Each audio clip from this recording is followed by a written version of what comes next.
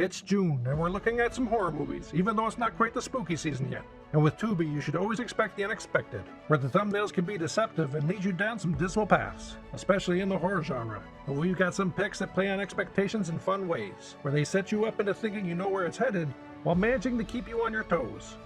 We've got one that explores the fears of the unknown that comes with online dating. One that takes place at summer camp, where a campfire tale might be more than just a story. And one that follows a small-town police officer dealing with a series of murders that point to a supernatural killer. Welcome to Watch Assignment, the show where we help you in the never-ending search for what to watch. I am your curator, Mr. Streetface, and this month we're offering up 3 fun and wild horror movies that are instantly available to watch on Tubi and Plex. With these picks, it's best to go in blind, so I'll try to be as vague as possible when describing them while setting up their premises. The first pick is Match from 2025 and directed by Danishka Esterhazy.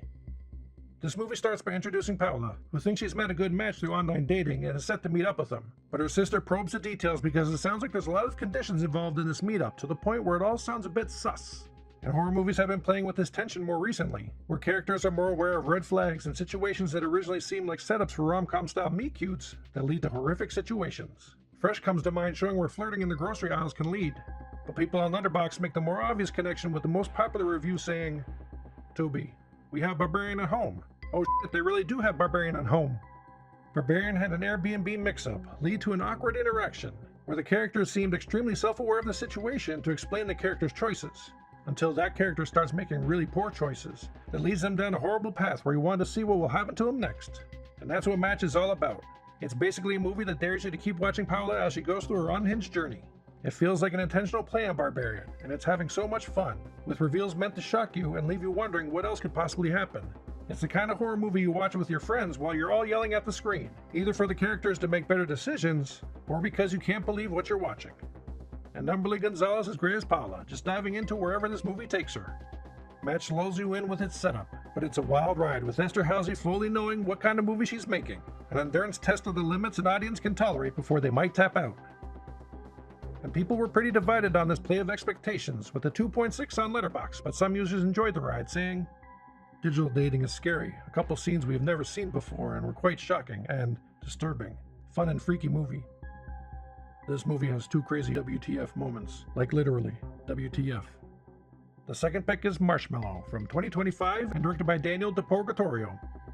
With this, we follow Morgan, an introverted and awkward kid who is about to head to summer camp and isn't really looking forward to it. But despite his shyness, he finds friends and might actually start having a good time. But when the counselors tell a spooky legend around the campfire, Morgan starts wondering if it's only just a legend. Now this setup probably has you already connecting the dots in your head about how this movie will play out, and Marshmallow is betting on that so it can play with your expectations. It's a great use of nostalgic kid horror, mixing a sense of adventure into the unknown with surprising emotional beats. And it definitely owes a lot to Stranger Things, with its 80s-inspired synth score and Morgan's inexplicably bad retro haircut, but also with the bonds that form with these kids under unexpected circumstances. It really nails the summer camp vibes, but also does a good job with the storytelling from the kids' perspective as they navigate their challenges, uncertainties, and traumas. It's also shot beautifully throughout, both during the camp bonding scenes and when things take a mysterious turn. It's an interesting take on the summer camp subgenre, with great characters and an impactful story that keeps you guessing. But it seems to be another divisive movie, with a 2.8 on Letterboxd, with users who enjoy it saying, "Indie horror strikes again. This is so good and insanely unique." Immaculate summer camp vibes. The final pick is The Wolf of Snow Hollow from 2020 and directed by Jim Cummings. We're here with a cold open where a tourist is killed in a small town in the middle of winter, and we're introduced to the bumbling small-town cops who aren't used to dealing with this type of grisly crime scene, headed by the soon-to-be Sheriff Nepo Baby John Marshall, played by writer-director Jim Cummings. And this death has all the hallmarks of an animal attack, and with it happening during a full moon, the story is begging you to link it to a more supernatural killer, and some characters are ready to make that leap. What's interesting about this movie is its comedic tone. It's trying to go for a semi-grounded story with exaggerated characters dropping jokey asides or just acting foolish. At first it was hard for me to pin down the vibe, but then realized Cummings' Marshall character is played in a Danny McBride style, and his character is the main focus of the story, basically a portrait of a brash, reckless cop with anger issues whose life is spiraling as he's trying to maintain a relationship with his family, take care of his father, and stay sober, while trying to solve murders with a department that barely respects him, and trying to hold back the rumors of a werewolf on the loose that are all over the news.